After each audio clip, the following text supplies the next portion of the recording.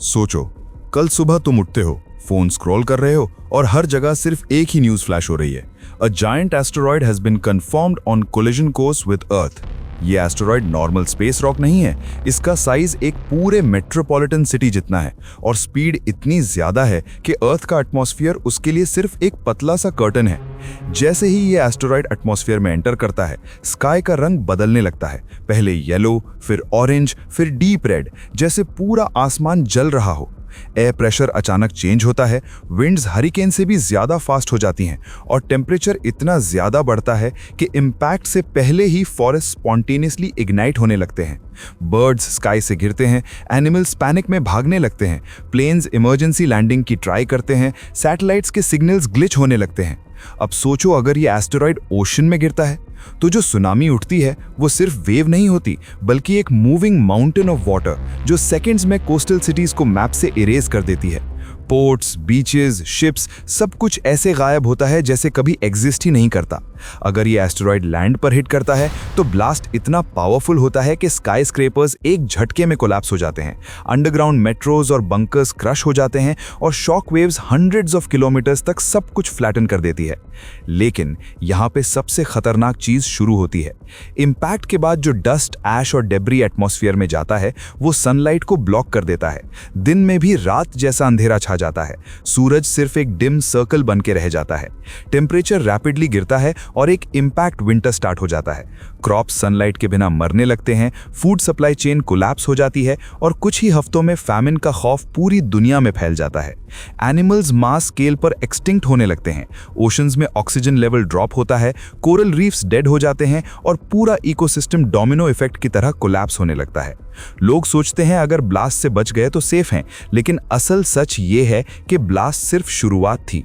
और भाई, अगर तुम्हें ऐसे एक्सट्रीम सिनारियोज पसंद आते हैं तो अभी सब्सक्राइब करो, क्योंकि ऐसी इमेजिनेशन वाली वीडियोस तुम्हें मेरी previous videos what if all dams suddenly broke और what if moon was replaced by Jupiter permanently में भी मिलेंगी, जहां रियलिटी और इमेजिनेशन का लिमिट क्रॉस होता है। अब इमेजिन करो तुम उन कुछ लोगों में हो जो इनिशियल इम्पैक्ट, फायरस्टॉर्म और सुनामी से बच गए, लेकिन तुम्हारी दुनिया अब पहले जैसी बिल्कुल नहीं है। स्काई हमेशा ग्रे और हैवी है, एसिड रेन रेगुलरली गिर रही है जो रिवर्स, लेक्स और सॉइल को पॉइजन कर रही है और क्लीन ड्रिंकिंग वाटर सबसे प्रेशियस चीज बन चुकी है। सिटीज रूइंस में कन्वर्ट हो चुकी हैं, बिल्डिंग्स स्केलेटन्स की तरह खड़ी हैं और हर जगह साइलेंस और फियर है। लोग सेफर जोन्स की तरफ माइग्रेट कर रहे हैं, लेकिन फूड, वाटर और शेल्टर के लिए हर जगह फाइट्स हो रही हैं। गवर्नमेंट्स कोलैप्स हो चुकी हैं, मिलिट्री कंट्रोल लूज कर चुकी है, कम्युनिकेशन ऑलमोस्ट जीरो है, जीपीएस और कंपास अनरिलायबल हो चुके हैं और न्यूक्लियर पावर प्लांट्स और केमिकल इंडस्ट्रीज में मेल्ट डाउन का रिस्क और भी ज्यादा हो गया है। और यहाँ पे सबसे खतरनाक चीज शुरू होती है। एस्टेरॉयड के इम्पैक्ट से अर्थ के कोर में वाइब्रेशंस आती हैं, टेक्टोनिक प्लेट्स अनस्टेबल हो जाती हैं, अर्थक्वेक्स और वोल्केनोस चेन रिएक्शन में एक्टिवेट होने लगते हैं। एक तरफ एक्सट्रीम कोल्ड, दूसरी तरफ लावा इरप्शंस, कहीं सुपर स्टॉर्म्स, कहीं फ्लैश फ्लड्स, जैसे अर्थ खुद ह्यूमंस को रिजेक्ट कर रहा हो। अगर एस्टेरॉयड के अंदर रेडियो एक्टिव या टॉक्सिक एलिमेंट्स हुए तो कुछ रीजन्स परमानेंटली अनइनहैबिटेबल हो जाते हैं।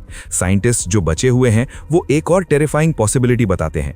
इतना बड़ा इम्पैक्ट अर्थ की ग्रेविटी और स्पेस बैलेंस को थोड़ा सा डिस्टर्ब कर सकता है, जिससे फ्यूचर में और एस्टेरॉयड्स अट्रैक्ट होने का चांस बढ़ जाता है। मतलब ये सिर्फ एक डिजास्टर नहीं, बल्कि एक स्लो एक्सटिंक्शन प्रोसेस है। और भाई, अगर तुम अभी तक चैनल को सब्सक्राइब नहीं किए हो तो अभी सब्सक्राइब करो, वरना तुम नेक्स्ट वीडियो का सबसे शॉकिंग ट्रूथ मिस कर दोगे। क्योंकि अगर तुम्हें लगा ये एंड था तो याद रखो, मेरी previous videos what if all dams suddenly broke और what if moon was replaced by Jupiter permanently already दिखा चुकी हैं कि अर्थ कितनी इजीली केओस में जा सकती है। और नेक्स्ट वीडियो में हम एक और लिमिट तोड़ने वाला सवाल पूछने वाले हैं। व्हाट इफ एस्टेरॉयड के बाद ह्यूमंस को हमेशा के लिए अंडरग्राउंड रहना पड़ जाए, क्योंकि शायद सरफेस पर जीना अब पॉसिबल ही ना रहे।